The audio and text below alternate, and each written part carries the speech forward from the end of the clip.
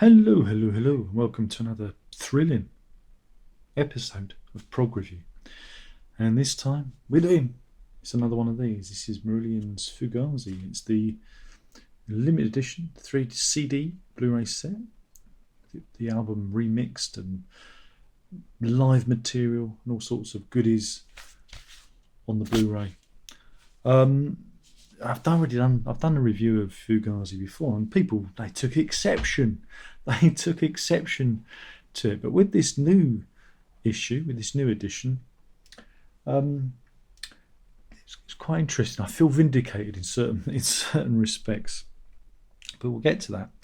Now, if you used to look up in a dictionary, an illustrated dictionary, definition of a difficult second album, this would be the picture you'd see. This is the difficult second album, and this is very much illustrated in the interview that's done on the Blu-ray. All the band are featured, and that for me is worth the price of admission. I picked this up for $21.99 off of Amazon. I'll put a link in. It might have gone up a few shekels. It might not, but it follows the format of the previous deluxe editions, where you get the album remixed on CD, you get a couple of CDs containing a live album, and then a Blu-ray with all the stuff and loads of extras, surround sound mix, documentary. There's some extra video material on here as well, extra audio tracks as well. But yeah, for the and also inside you get a little booklet as well for you to read. So it's just, the format. We've already seen it. If I'm clever, I may have dropped in some footage. I might not have done. But you've seen it before. Now the thing for me with Fugazi, I always, as an album, I have much difficulty with it, mainly through the production. I always found the production very symptomatic of the 80s. It has a very hollow, brittle is the best way I can describe it, brittle sound that I found hard to listen to. I've always found it it just didn't sound right to me. I also thought some of the songs were, I don't know, maybe a little bit half-baked and whatnot. Now that criticism is borne out in the interview, where again they talk very candidly. The band talk very candidly about the problems surrounding the making of the album. Again, there's no secret in this. This has been mentioned in the past, but they get to sit down and talk about the various excesses that got them to that point. The problems with the almost Spinal Tap revolving door drummer situation, until they ended up with Ian Mosley, who's been their drummer ever since. And how they basically ran out of time and money making the record, and even they felt that some parts of the record needed a little bit more spit and polish. So that makes me feel good. However, we must talk about the remix. For the remix goes quite a bit of a way to almost fixing the problem. I enjoyed it. I've listened to the stereo mix and the surround sound mix, and it goes some way to fix my issues. Again, this is all subjective. Hearing is subjective. Remember that. It goes some way to fix the problems I have with the album. It's a much more listenable record now. It sounds more like a record that sits between Script and Misplaced Childhood. In terms of production, in terms of an even sound, it sounds a little bit more even. However, it is still a product of the 80s. There are still some production issues that were done at that went at the recording stage, which they can't fix because and I figured it out. It's the way sometimes the drums are put down. It really kind of, I don't know, rubs them up the wrong way. Of course, some of the keyboard sounds are a little bit 80s-ish. But again, those issues can't be addressed because it's been recorded, it's been committed to tape. There's not a lot they could do unless they went in and re-recorded it. The songs on Fugazi always work better live, but like I said, this new mix and the surround sound mix And there are very few albums where I say the remix is better than the original, and this is one of them. Again, on one hand, there's literally a few, few albums where I'm not going to mention it because I can't, because one of them's from that band I'm not allowed to talk about. It's the fourth one. The fourth one. So yeah, I like it.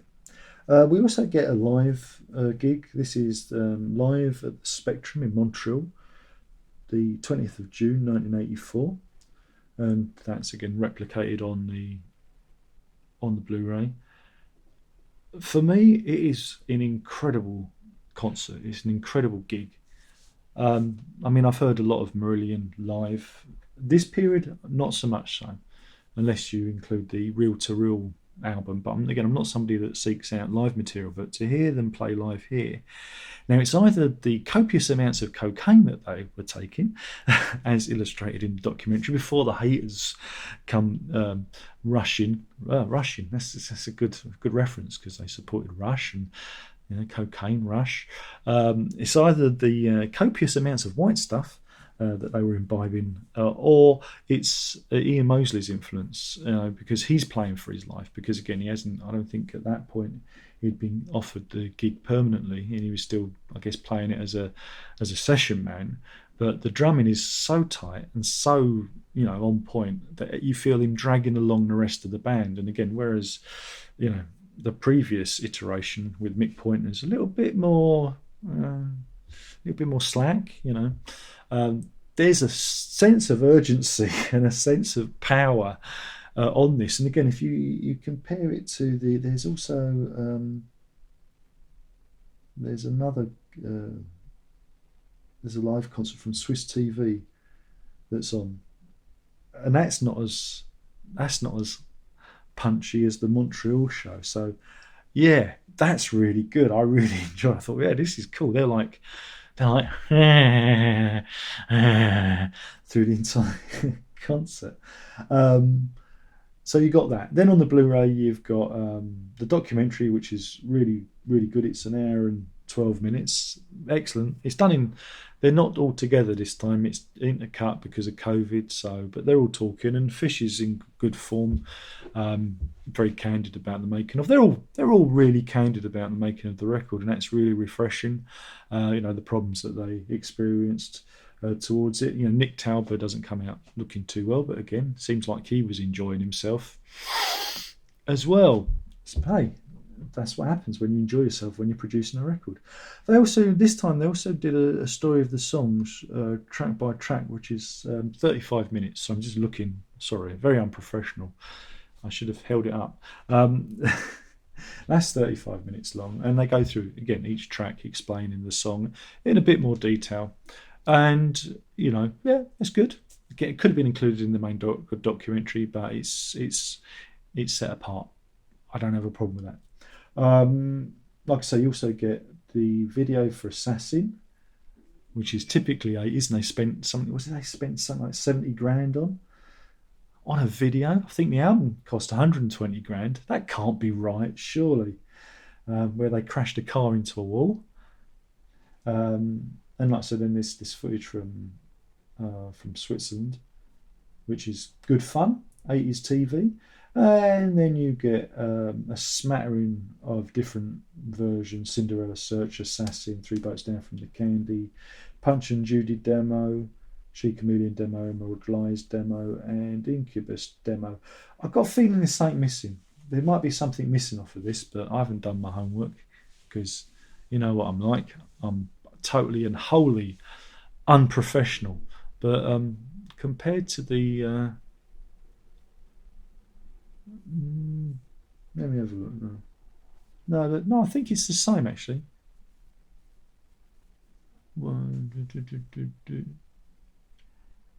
Yeah, no, actually the bonus tracks are the same as the 1998 remastered edition. So yeah, maybe they're not missing anything. I don't know. It's that sense of something missing. I could have been the obsessive, but I'm sure somebody in the comment section will do my work for me, because I'm incredibly lazy. And that's not why we do this. We do this because this is music and we enjoy music and we don't want to be doing our homework. I don't do homework. That sounds like work. You got work in that. Work's a 4-letter word. I would hear none of it.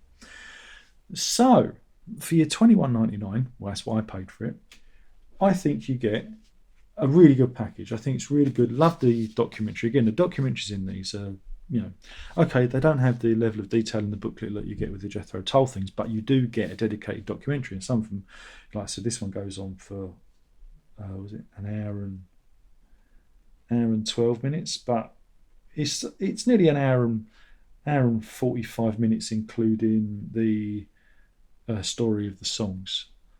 That's not bad, and that's new material. The booklet's nice. You got, again, I think Torber's interviewed in the booklet. He doesn't make it into the video.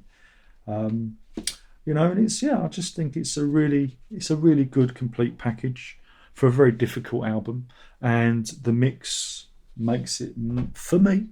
You might like the original. I've got to say that because people are stupid and you have to point out to them. But this new mix makes it a damn sight more listenable for me. And there's some brave choices. I don't want to spoilers. I don't want to spoil it for you, but there are some brave choices, especially with a certain track. It was like, oh, when I first started, I went, oh, they did that, oh, which was good. But yeah, they smoothed it out. The surround sound mix is good fun. They play around with the vocals, Fish's vocals and that, and bounce them around and make it a bit more atmospheric. It's a bit more atmosphere, open it up a bit.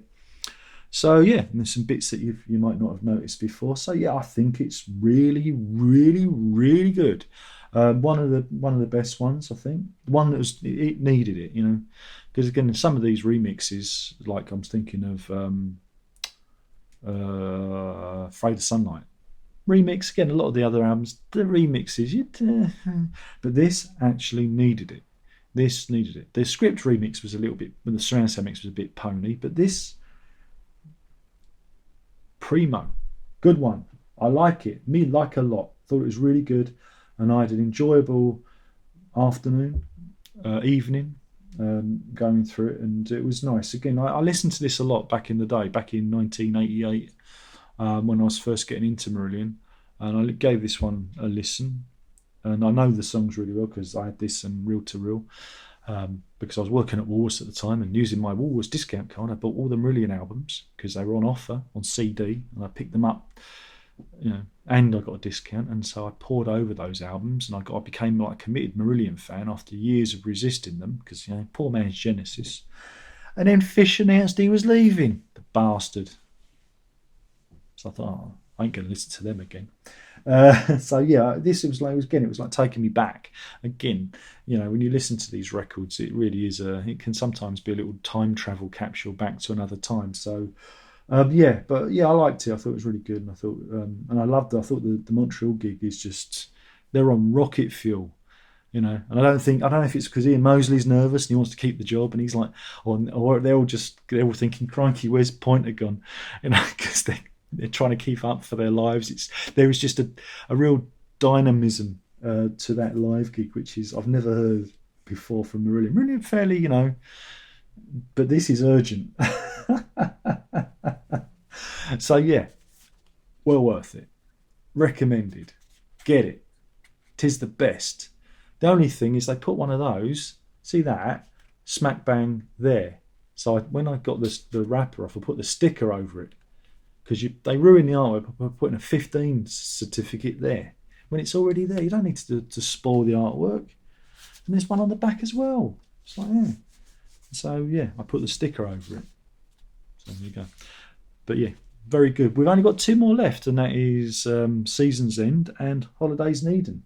Again, of those, I think Holidays in Eden, the surround sound mix might be good because it's quite a bit of a thick one, that. And again, totally underrated. So I'm looking forward to that one. But I don't know when they're coming. Hopefully, we can get to the end. We can get through them, because these have taken a long time to come out. And I guess the COVID thing probably hasn't helped. But yeah, this is 5 stars. This is 5. I don't do this. I've been forgetting to do it, but this is 5 Fugazis out of 5. 5 Fugazis out of 5. This is, again, how to do how to do a remix and a repackage and a remaster and a deluxe edition. Well worth it. Good one. And like I say, can't wait for the next two. We'll get there. We'll get there. We'll get to the end, and that'll be it. Thanks for watching. My name is Darren Locke. I've been talking about Marillion's Fugazi, the deluxe edition, and yeah, this one was very good, and it was good to hear the remix as well. They did a good job on it. Thank you for watching. Let's hope we'll do this again. But until then, there's only one thing left to say, and you know what that is. You know, you can feel it. You can feel it deep, deep, deep down. Probably somewhere in the nether regions. And I'm going to say it. Prog on.